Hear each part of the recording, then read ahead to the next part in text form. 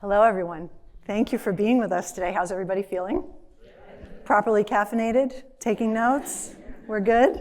Great. I'm Lydia Dishman, as Steve told you. And when I started preparing for this conversation, I naturally thought to take a look at the latest Gallup stats, because they've been tracking employee engagement for over 20 years. And I guess I thought that the last 3 years were going to show a significant dip in that graph. Imagine my surprise when I was looking across and seeing that employees were actively disengaged more so during the last recession. So we're thinking about 2007, 2008.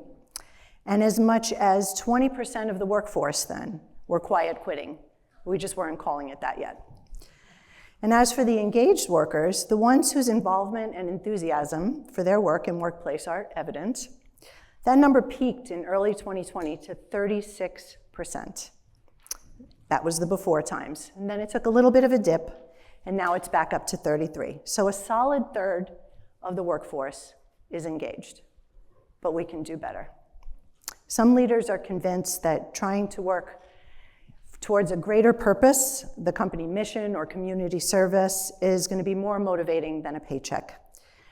And indeed, a recent McKinsey survey, I'm going to lay all these stats on you because this is what you need to know, revealed that 82% of respondents affirmed the importance of purpose. So how do we ensure that we're creating an organization that has goals that give people a greater sense of meaning and purpose rather than just collecting a paycheck? To discuss, we've just assembled this amazing set of speakers, and they're going to share what they've learned and what they hope to achieve.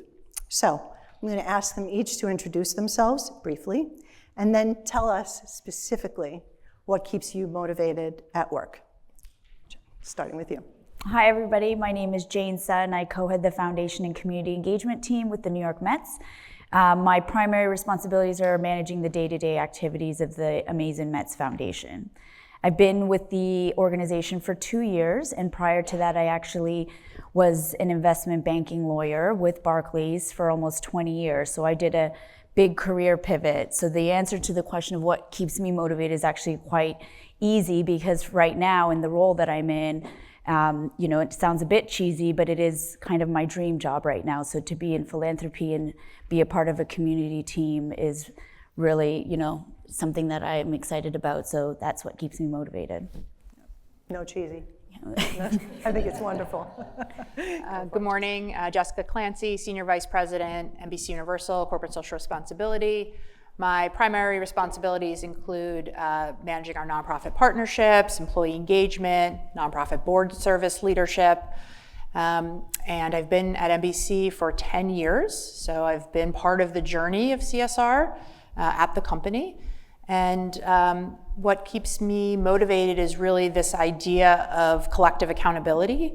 I think that, especially since 2020 and even before, there's this sense that CSR, DEI, inclusion belong to everybody and not just leaders who are leading those specific areas. And so we've really seen that come to life at NBC, and I think that's really special.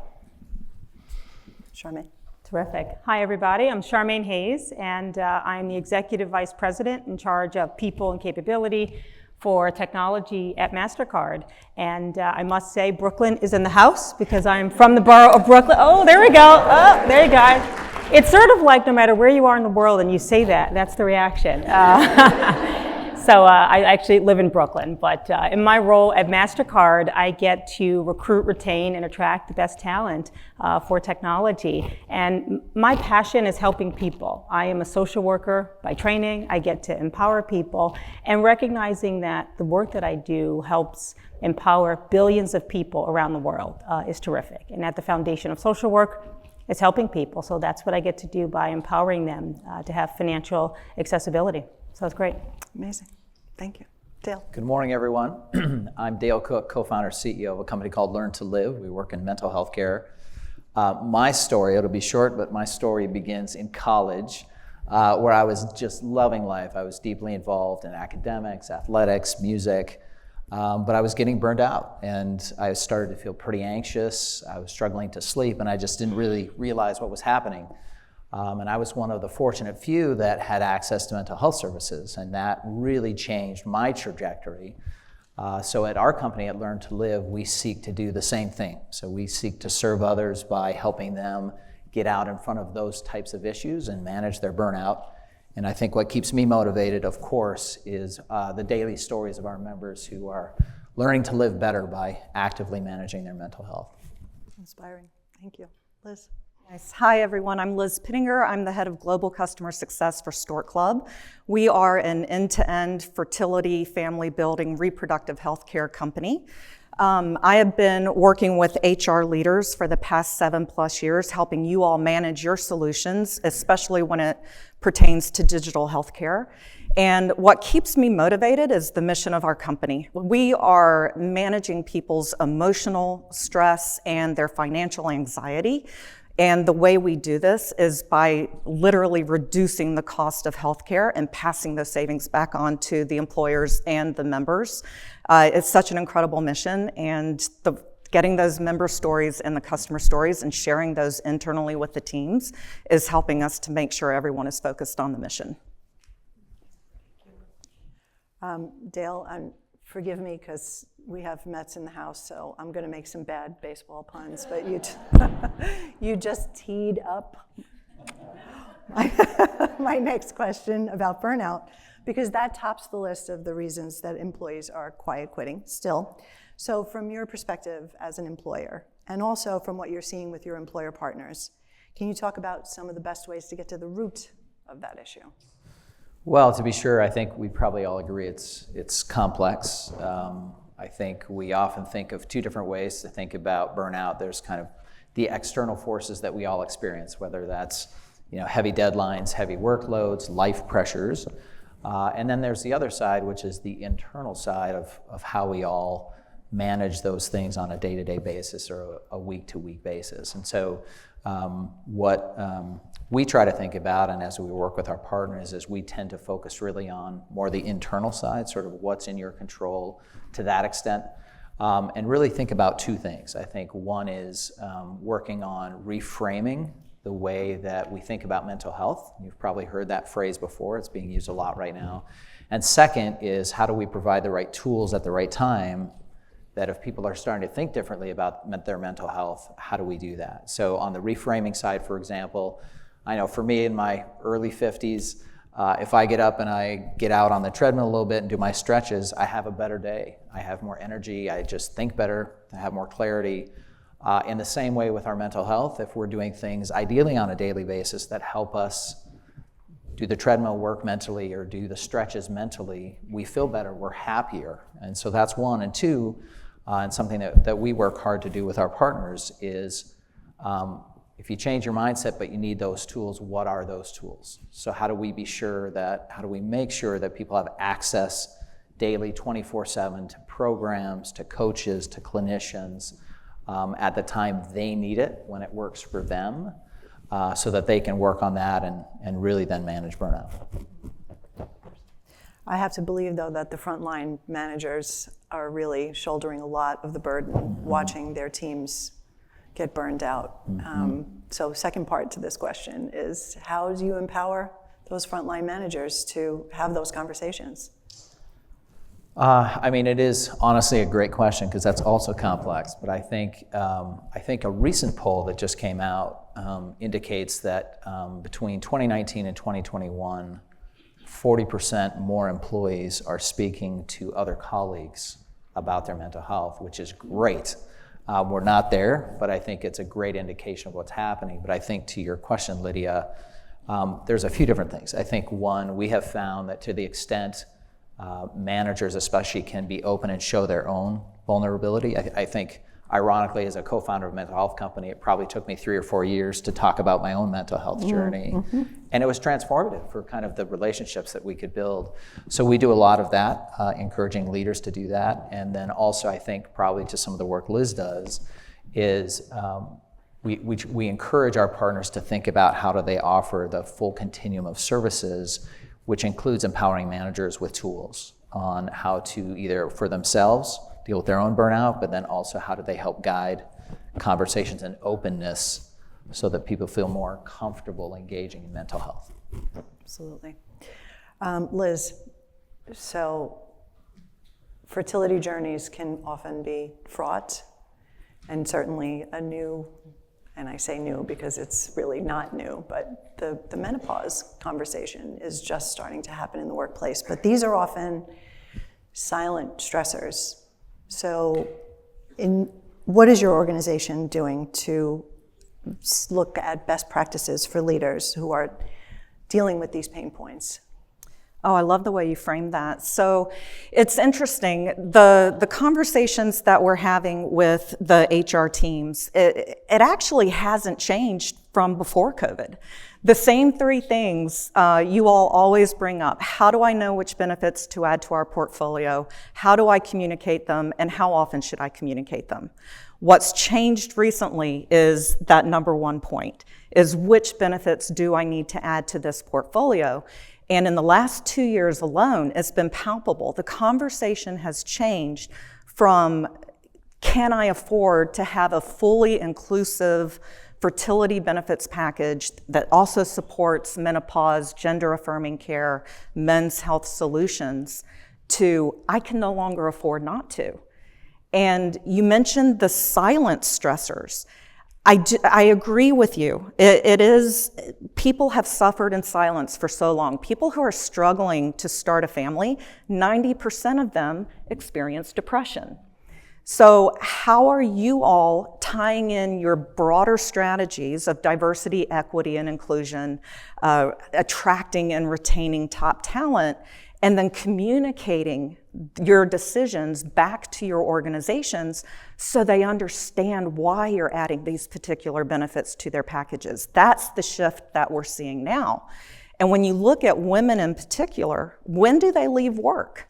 Either after they have a baby and they're struggling with their new normal, or when they approach menopause, because the symptoms are just so debilitating in 75% of cases. That's awful. So when we're meeting with you all, we're asking you, what are your strategic initiatives that you're trying to achieve? And then how can we help you support the women, not just those who are struggling with infertility, but single women who need artificial reproductive technology because they don't have a partner, same-sex couples, or people who are approaching that later stage in life. That's literally the conversation that we're having now, and the shift has been dynamic in the last 2 years. Charmaine, let's talk about some other ways that, for instance, your organization is trying to engage employees and make those connections. Yeah, and I like that you talked about the connections, because as we all come out of our bedrooms, basements, our kids' rooms, our backyards, wherever we needed to work from in the pandemic, which everyone did around the world, one of the things that Mastercard realized is that people value the connection. They value the in-person connections with colleagues. And so we're focusing on the moments that matter. And when it comes to flexibility and coming into the office, we drive that based on managers, not a top-down approach. The company decides the number of days. We've asked our employees and leaders to decide, let's agree as a team when we need to come in. This team makes that decision. In a customer-facing organization where our clients matter, every touch, every time we go to put those cards in front of the console and you want that 4-second sound that tells you you're approved, that's the work that we want to focus on from a client perspective. And so we work on connectivity via volunteering opportunities, via mentorship, via team engagement and learning and development. And a specific tool we have at Mastercard is called Unlocked. And this tool helps connect employees with opportunities, be it volunteer, be it mentorship, be it special projects and assignments. And so Unlocked has helped us connect our employees with opportunities and also further reconnecting with our clients. It's been a great opportunity since we've come out of our basements and our bedrooms. Well, so, okay, a part two for you then.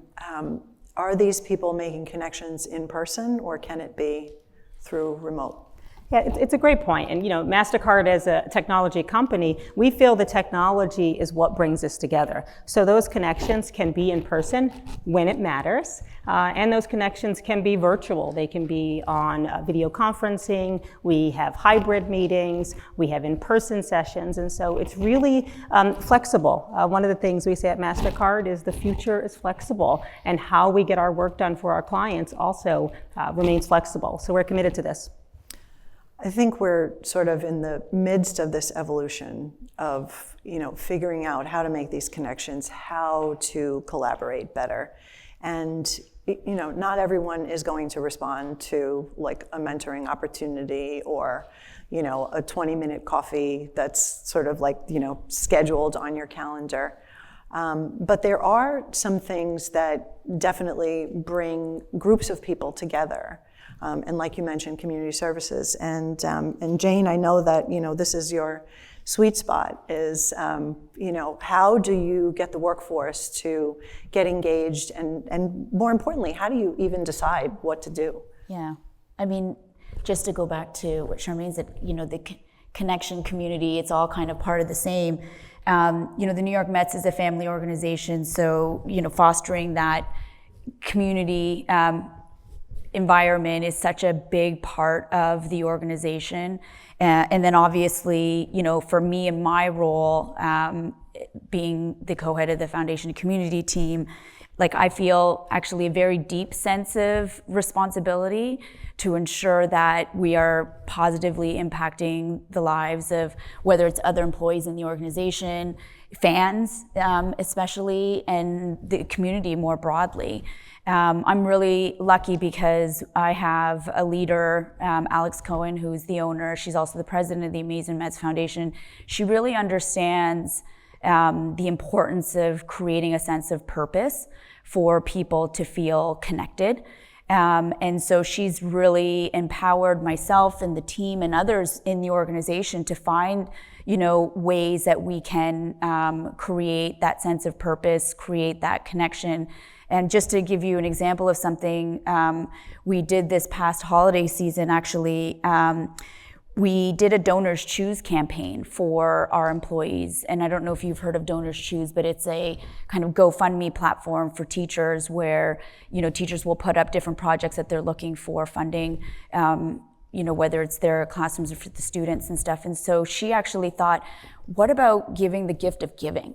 That's such a big, impactful thing. And it was something that, we thought it should go over pretty well. I mean, I know a lot of people think, the tangible stuff, like we should give everybody a bottle of wine at the holidays or a box of cookies or something, but we gave them each a $50 gift card to support a teacher through the Donors Choose campaign. And it was, the feedback that we got, it was wildly successful, far exceeded our expectations. And I think giving that gift of giving created a sense of purpose for each of our employees. And they talked about together the different things that they were able to support in their community and being able to give back and empowering them to feel that they've got that opportunity to give back. And so, there's so many different, everybody here talked about the community service, the volunteering and things like that. Our team obviously does that for the organization, but also just giving them a little something to be able to feel that they can give back directly is also, I think, very important. So part two for you, not letting anybody get away that easily. So when you were saying like maybe give them a bottle of wine or something else, so how did you pick this particular thing, this particular organization? So I personally had been introduced to Donors Choose the year before, and I spent hours just scrolling through, and I thought, and you feel good about it. And actually, I thought, I bet you, and teachers, especially coming out of the pandemic as well. Real heroes, in addition, obviously, to our frontline workers, first responders, and it was, it was something that I had learned of myself, and I thought, why don't we do, this? And I kind of sense checked it with a few other people, and they thought that's a great idea. And you're never going to get, obviously 100% of the buy-in, and they were like, oh well, there are comments that we did get, but on balance, in the whole, I think, there was great heartwarming stories of, oh, I've got a teacher in my family. Can I support my sister's project because I know she's on there? And it was certainly something that definitely, I think, resonated for most in the organization. Amazing. Jessica, there is an opportunity often when you're building out social impact programs to not only get employees engaged in something that gives them a sense of purpose, but also is skill building. So can you talk a little bit about how NBC is doing that? Yeah, absolutely. And the thread of people employees is really at the center of what you're speaking about, in that at NBCUniversal we've built something very unique, and that is we have a suite of programming through the Talent Lab, which is effectively an NBC University, that is both business acumen and social impact. So it's the first of its kind at NBC that allows employees to be nominated for a learning experience that wraps around inclusive leadership, all of the principles and values we care about at NBC, and integrates it with social impact. And so we have 3 specific programs in that suite. One is nonprofit board service leadership, we call it SERVE. The other is pro bono, which is dedicated skills-based volunteering. And you see a lot of companies have done this, right? But we've intentionally built out multi-month experiences in New York and LA, in London and Miami, to meet employees where they are, to be able to give back to the community over a long period of time, but also have a tangible result. And then Inspire, which is a new program we're launching in May with a nonprofit called Build On, which is actually service learning in action. So taking our employees out of 30 Rock or the environment where they are, which is so special, and not just participating in community service, but actually participating in community service and leadership development alongside young people from that community. And so that differentiator really helps employees think about what are these skills around empathy, listening, inclusivity, right, that I'm practicing in the community and that I'm gonna bring back to my job that's gonna make me a better leader. We've engaged hundreds of employees in these experiences since we launched them in 2019. And I think to the point everybody else was making around meeting employees where they are on their journey, this is just another way where we can put employees at the center of our strategy and really meet those employees who want to go deeper and have a more impactful experience, but also tie it back to skills that are imperative for them to be leaders at the company. I want to come back to the empathy question in a minute, but I want to follow this thread of skill building. Where are my L&D professionals? We have some people here? Yes.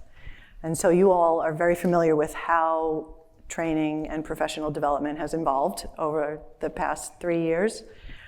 New kinds of modules, more personalization. I see heads nodding, yes. Let's talk a little bit about how it's unfolding in your various organizations. How are you identifying those people who want to take that next step? Because that is really an incredible engagement tool. It's sort of like recognition that the person wants to get to the next level. So I'll throw this out to the floor. Hand raise for a brave person, go for it. I mean, just building on what I was saying is that it is extremely popular at our organization in terms of people who want to lean into skill building through leadership development and service. And we are identifying them either through, to your point, their senior HR leader, so it's a moment of recognition, right? They're being nominated, or they can self-select into the experience and then, of course, be approved by their HR leader. So either way, it's a great way for leadership to know and understand that this person wants to take on more, right? That they have the desire to do more, and that they understand and see the value in how do you build skills in the community, and how do you build skills through service, and then apply it back to your job, and those soft skills you were talking about around empathy, listening, how do we make sure those are integrated into the learning experience and then make you a stronger leader in your role? Well, just to add to that, I really like what Jane and Jessica mentioned about sort of this notion of acts of service and, and the importance of giving and doing things for others. And I think, so often with what we do, both internally at Learn to Live and with our partners, is we focus on skill building individually, right, for our mental health. And also, interestingly, acts of service is an important part of a mental health journey. So what I'm intrigued about is sort of that interconnection, to kind of what you do, Liz, between, kind of best practices in community service and skills building, coupled with how people are working on themselves kind of at the same time. I think that intersection is something worth exploring for organizations. Mm-hmm. Charmaine, you were nodding vigorously. I was, and I was going to just mention the platform I talked about earlier, which is Unlocked, and it helps employees to raise their hand for opportunities to say, I want to learn this skill, I want to have this. And the platform, it operates as a bit of a marketplace, and so leaders can talk about the skills they need for projects, and employees can say, I'd like to build on those skills, how can I develop them? And then the way it sort of translates into human resources is we then add this into our talent review processes, and we use this data. As we know, data is so important in our profession, and we look at ways to do cross sections of the analysis, the skills we need to grow a modern technology organization as we think about all of the platforms and skills that we need to modernize our tech stack. We also know that the community is important as well. And so this platform that we use really helps us to bring those together from a soft skills perspective and from a technical skills perspective. And then lastly, leadership, which continues to be important in the pandemic. Yeah. We've actually used our employee resource groups, our affinity groups, as part of the skills building. I've only been with the Mets for a couple of years, but the affinity resource groups that they have are also relatively new. And we've been trying to find leaders to be in for each of the affinity groups, and offered opportunities for them to be able to skill build, create leadership, and also interact with senior leaders within the organization. And so, for a lot of those in the organization, especially when these affinity groups are new, being able to give them the opportunity to skill build by being a leader of an affinity group and being so close to senior leaders has also been a great way to engage, make them feel like they're part of something, and then also develop skills. Sure. Liz? Yeah, I was going to take this in a slightly different direction, and that's based on the different benefits that you all are implementing on behalf of your employees. So I think having the ERGs, that's now table stakes. We all understand the benefit of that. And providing people with that technical community is really where your benefits can come in and help solve some of your needs on your behalf. And I was talking to Dale about this backstage, are the benefits that you're implementing willing to integrate with all of your other benefits? Meaning, if someone is struggling to start a family and they're talking to their care navigator, who's literally holding their hand every step of the way, but you all have a Learn to Live solution in place, can that care navigator see that information, connect your people to these other resources? EAPs, 90% of employees don't even know what an EAP is, what it does, let alone how to find the information on how to access it. Do your other benefit providers surface that information to your employees in those moments of care that are taking place in between the doctor's visits and helping to connect your employees to everything else you've put in place for them? That's the question you all as HR leaders should be asking yourselves, and if they're not doing it, demand it. Sorry. Sounds like a call to action. Tell us what you really think, Liz. So a couple of things came up in your answers. This idea of skill building, obviously, and with regards to service, with regards to empathy, which is, part of being an inclusive leader, an inclusive coworker, an inclusive collaborator. So, and I'm sort of loath to call these soft skills, even though that is the common parlance. I really like to think of these as power skills, because if you have this, then you could pretty much do anything. You know, empathy and inclusion are superpowers. So let's talk about, in each of your organizations, how you are encouraging empathy and inclusion. So this is round robin. I'm going to start back with you, and we'll go that way. Oh gosh, the topics that we're dealing with within Stork Club, it's highly emotional. Like every single day, we're dealing with people who are desperate to start a family or not, who don't know if they can financially afford it, and they're struggling emotionally on so many different levels.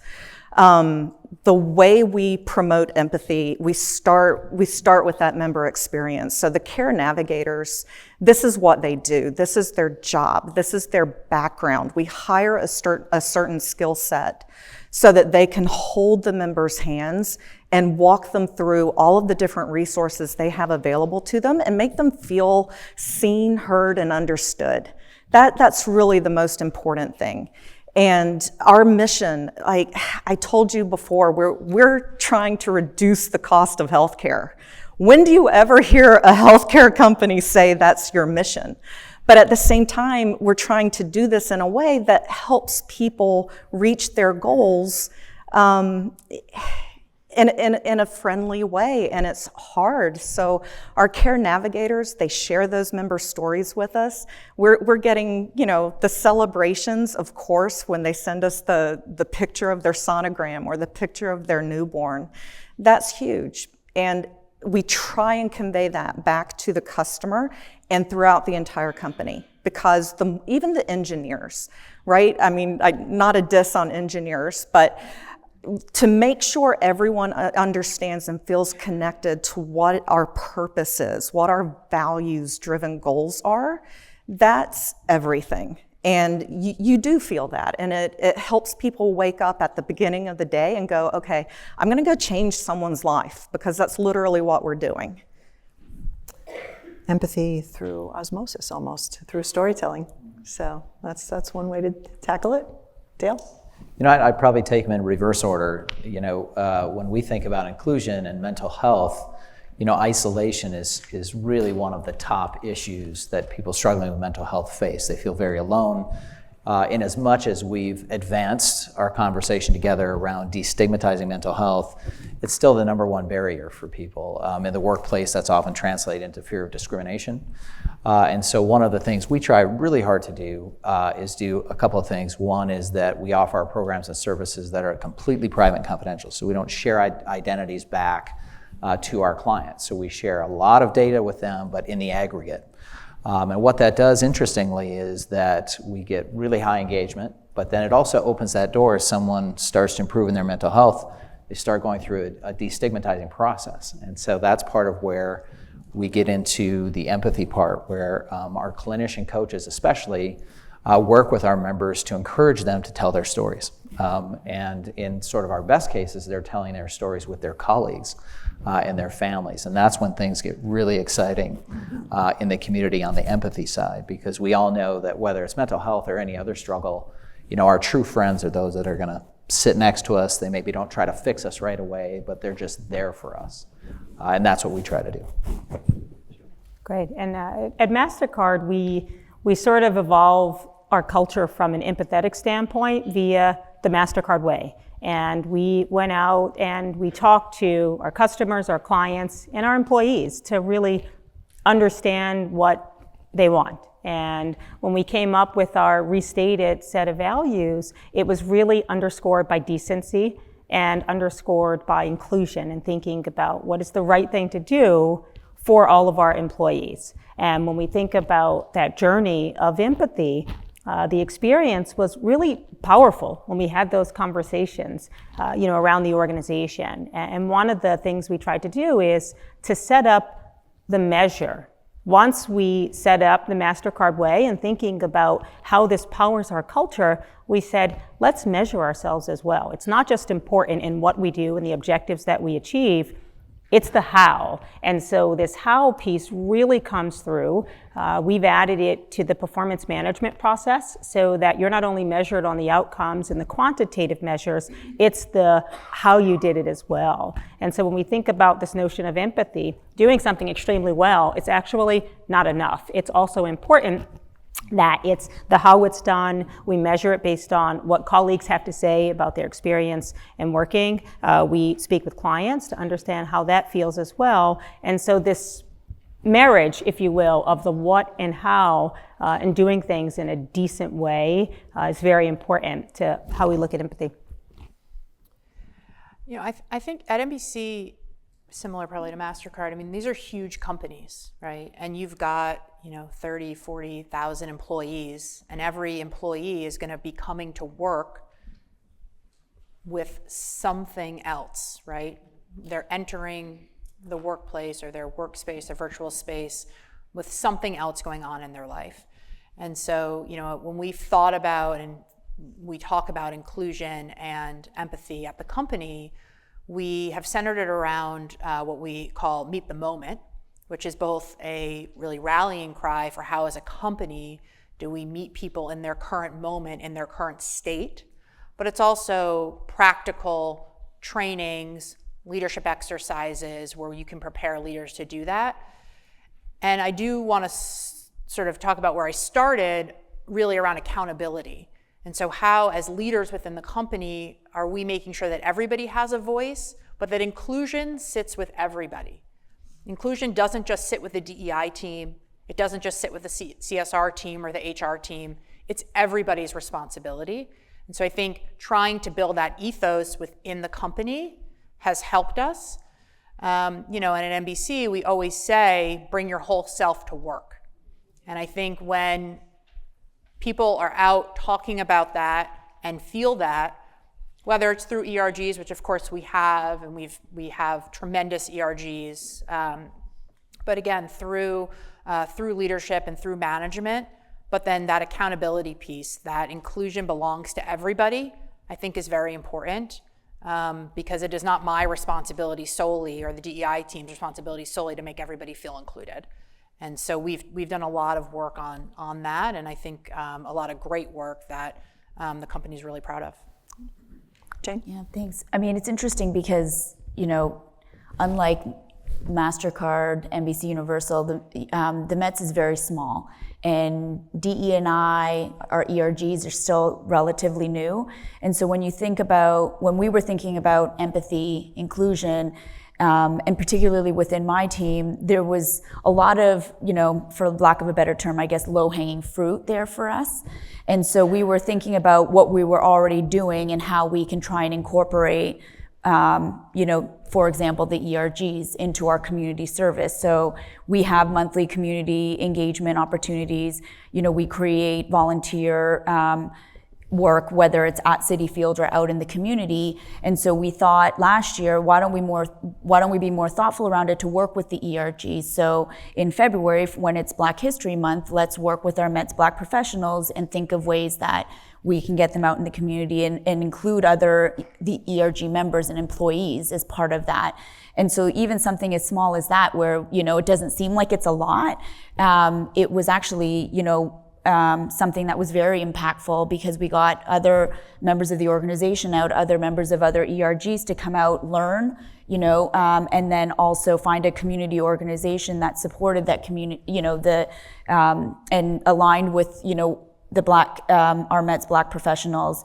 And so just little things like that, we just started, but it's been something that has created a lot of empathy with other colleagues to learn and then create that inclusion. Absolutely. Well, you have to start somewhere, so that's terrific. Okay, so we have about a minute left, and I am going to do the thing that I do, which is a lightning round. So you have, I would just want you to answer this in one word.